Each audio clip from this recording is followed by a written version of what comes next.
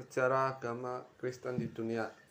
Agama Kristen berawal dari sebuah kota kecil di Yerusalem, kemudian berkembang setelah kelahiran Yesus hingga kematiannya. Setelah muncul Perjanjian Baru, agama Kristen mulai menyebar ke berbagai penjuru dunia yang dibawa oleh para penjajah di kawasan Asia hingga di kawasan Afrika. Penyebaran ini juga disebut sebagai glory atau penyebaran agama Kristen ke wilayah baru. Yang selanjutnya, sejarah agama Kristen di Indonesia. Agama Kristen pertama kali masuk ke Indonesia pada abad ke-7 atau lebih tepatnya sekitar tahun 645 Masehi melalui Gereja Timur Assyria. Sejarah masuknya Kristen di Indonesia tercatat oleh buku Syekh Abu Shalih Al-Armini. Tercatat bahwa beberapa gereja tersebar di seluruh wilayah dunia, di antaranya di Mesir, Asia, Afrika Barat, Nubia, Spanyol, Arab, dan India. Ada sekitar 707 gereja dan 181 monasteris, yang mana salah satu gerejanya ada di Indonesia. Gereja pertama di Indonesia adalah Gereja Ortodoks. Kemudian pada tahun 1534 dibawa oleh orang Portugis yang menyebarkan agama Kristen di Nusantara, tepatnya di Maluku, oleh Franciscus Xaverius. Untuk yang selanjutnya, sejarah agama Kristen di Banyumas. Pada tahun 1851 dibentuklah perkumpulan pekabar Injil yang bernama Gonodshep for Inen. Tokoh pendiri perkumpulan tersebut adalah J.P. Esser. Terus Mr. F. L. Enting adalah seorang ketua muda Mahkamah Agung di Jakarta. Oke, yang selanjutnya adalah populasi pemeluk agama Kristen di dunia. Untuk tahun ini sendiri, itu hampir sama dengan tahun kemarin, yaitu tahun 2020. Untuk tahun ini dan tahun kemarin, berdasarkan data yang kami dapatkan, ada sekitar 2,5 miliar penduduk di dunia yang memeluk agama Kristen. Dengan persentase kurang lebih 32,02% dari seluruh penduduk di dunia. Kemudian kita mundur ke satu dekade ke belakang, yaitu tahun 2010. Di sana didapatkan data dari Pew Research Center bahwasannya jumlah penduduk agama Kristen di dunia itu kurang lebih ada 2,18 miliar atau kurang lebih 2.200 jutaan. Berarti dalam 10 tahun terakhir ada peningkatan jumlah penduduk agama Kristen di dunia kurang lebih ada 300 jutaan.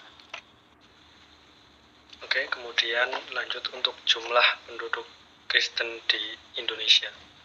Berdasarkan data dari Kementerian Dalam Negeri Republik Indonesia tahun 2018, dari jumlah penduduk Indonesia keseluruhan yaitu kurang lebih 266 juta. Persentase penduduk agama Kristen kurang lebih ada 10,72%. Dengan rincian agama Kristen Protestan ada 7,6% dan Kristen Katolik ada 3,12%. Nah, untuk Kabupaten Banyumas sendiri, jumlah penduduk agama Kristen di Kabupaten Banyumas berdasarkan data dari Badan Pusat Statistik dari Provinsi Jawa Tengah tahun 2015, ada sekitar 16,5 ribu penduduk Banyumas yang memeluk agama Kristen. Selanjutnya ada ajaran hari besar dan ritual ibadah dalam agama Kristen. Yang pertama ada ajaran agama Kristen. Dasar ajaran agama Kristen disebut dengan Kristosentrisme, artinya ajaran-ajaran yang diperpusatkan kepada diri Yesus Kristus terhadap diri Yesus. Didatangkan pengakuan iman yang khusus, yaitu Yesus sebagai sepenuhnya Tuhan dan juga Yesus sebagai sepenuhnya manusia. Ajaran-ajaran agama Kristen tersebut adalah sebagai berikut. Yang pertama ada ajaran tentang Tuhan. Berdasarkan perjanjian lama, iman berarti mengimani dengan seluruh pribadi hidup atas segala pernyataan Tuhan Allah yang dinyatakan dengan firman dan perbuatannya. Sedangkan dalam perjanjian baru, iman berarti dengan seluruh pribadi dan hidup mengimani pernyataan Tuhan Allah bahwa Ia sudah mendamaikan orang berdosa dengan dirinya sendiri di dalam Tuhan Yesus Kristus. Berdasarkan pengertian iman dalam Alkitab, maka umat Kristen telah berhasil merumuskan pengakuan iman mereka yang terkandung dalam Syahadat 12 atau pengakuan iman rasuli. Yang kedua ada ajaran tentang Tuhan. Ajaran ketuhanan dalam ajaran Kristen adalah sebagaimana yang terkandung dalam rasuli, yaitu Tritunggal, yang ketiga-tiganya adalah pribadi Allah dan ketiga pribadi itu adalah Allah. Dan yang ketiga ada ajaran tentang manusia. Menurut ajaran Kristen, manusia yang lahir ke dunia sudah menanggung dosa warisan karena Adam dan Hawa. Karena Adam dan Hawa itu telah berbuat dosa, yakni melanggar larangan Tuhan di surga. Adam lalu diturunkan ke dunia sebagai hamba yang telah bernoda besar, dan ini berlangsung secara turun-temurun sampai anak cucunya. Dengan demikian, hidup manusia penuh dengan dosa-dosa yang tidak mungkin dirinya sendiri dapat menembusnya tanpa pertolongan Yesus Kristus, yang mana dalam hal tersebut yakni berupa penyaliban. Yang keempat ada ajaran tentang eschatologi. Eschatologi adalah ajaran tentang kejadian-kejadian pada hari akhir. Seseorang apabila telah meninggal di dunia akan kembali ke kehidupan pengadilan Tuhan untuk mempertanggungjawabkan segala yang pernah dilakukan. Yang kedua ada hari-hari besar dalam agama Kristen. Seperti agama lainnya, umat Kristiani juga merayakan hari besar keagamaan. Selama 1 tahun setidaknya ada 4 hari raya yang mereka laksanakan. Yang pertama ada hari raya Paskah. Arti Paskah adalah kemenangan Yesus Kristus atas kematian. Hari Raya Paskah merupakan perayaan terbesar dalam umat Kristiani, di mana umat Kristiani memperingati peristiwa kebangkitan Yesus Kristus selama 3 hari disalibkan. Dan yang kedua ada kenaikan Yesus Kristus. Perayaan Hari Kenaikan Yesus Kristus dikenal juga dengan Kamis Kenaikan, Kamis Kudus atau Kamis Kenaikan, dan selalu jatuh pada hari Kamis, yakni 40 hari sesudah kebangkitan Yesus atau disebut dengan Paskah atau 10 hari menjelang Pentakosta. Yang ketiga ada Pentakosta. Dalam bahasa Ibrani, Pentakosta artinya minggu-minggu. Perayaan Pentakosta terkait dengan peristiwa turunnya Roh Kudus yang memenuhi para rasul. Dan yang keempat ada Hari Raya Natal. Hari Raya Natal sudah tidak asing lagi didengar. Perayaan Natal ini adalah perayaan kelahiran Yesus Kristus di dunia yang secara khusus dirayakan oleh gereja pada tanggal 25 Desember. Perayaan Natal baru dimulai pada sekitaran tahun 200 Masehi di Alexandria, Mesir. Teolog Mesir menunjuk tanggal 20 Mei sebagai perayaannya, tetapi ada pula yang merayakan tanggal 9 atau 20 April. Di tempat-tempat lain, perayaan Natal dilakukan pada 5 atau 6 Januari. Ada pula yang jatuh pada bulan Desember. Sedangkan perayaan pada 25 Desember itu baru dimulai pada tahun 221 Masehi oleh Sextus Julius Africanus dan baru diterima secara luas pada abad ke-5. Yang selanjutnya ada ritual ibadah dalam agama Kristen. Ritual ibadah adalah serangkaian kegiatan yang dilaksanakan terutama untuk tujuan simbolis. Ritual dilaksanakan berdasarkan suatu agama atau bisa dilaksanakan sesuai tradisi suatu komunitas tertentu. Kegiatan-kegiatan dalam ritual ibadah biasanya sudah diatur dan tidak bisa dilaksanakan secara sembarangan. Adapun ritual ibadah dalam agama Kristen yang pertama yakni kebaktian. Kebaktian umat Kristen secara umum dilakukan pada hari Minggu. Dalam kebaktian ada liturgi, yaitu tata kebaktian menuntun beribadah kepada Tuhan. Yang kedua, ada puasa umat Kristen. Puasa umat Kristen ini biasanya dilakukan selama 40 hari menjelang perayaan Pentakosta. Doa puasa ini bertujuan untuk merenungkan kembali keimanan orang Kristen kepada karya Allah yang menyelamatkan manusia melalui Yesus Kristus. Jadi, selama 40 hari ini, umat Kristen tidak akan makan dan minum atau pantang dari hal-hal tersebut sambil menaikkan doa sampai datangnya masa Paskah. Yang ketiga ada sakramen. Sakramen adalah sebuah cara umat Kristen untuk merasakan rahmat atau anugerah dari Tuhan.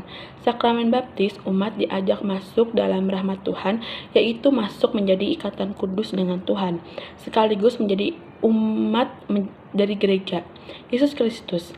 Sakramen perjamuan yakni umat Kristen diajak untuk mengenang dan menghayati pengorbanan Yesus Kristus yang menyelamatkan dunia dengan cara makan roti dan minum anggur. Tetapi hal itu tidak diwajibkan. Boleh disesuaikan dengan setempat, dengan masyarakat setempat. Seperti halnya dengan di daerah Salatiga. Roti bisa diganti dengan getuk dan anggur bisa diganti dengan air jahe atau wedang.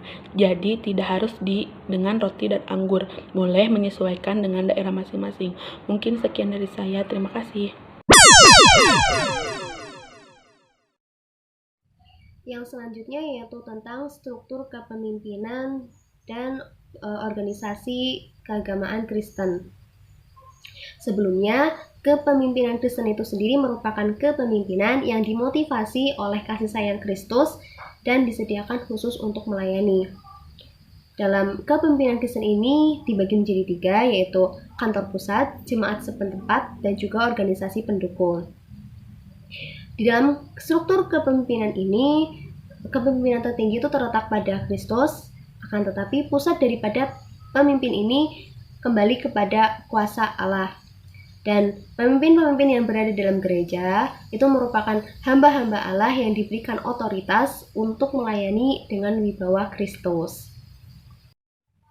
Kemudian tentang organisasi keagamaan Kristen, seperti yang telah disebutkan tadi tentang struktur kepemimpinan gereja, maka gereja itu sendiri merupakan institusi atau badan yang berasal dari Allah dan diatur sesuai dengan konsep ilahi. Dan gereja ini merupakan tempat di mana firman-firman Allah akan disiarkan kepada para jemaatnya.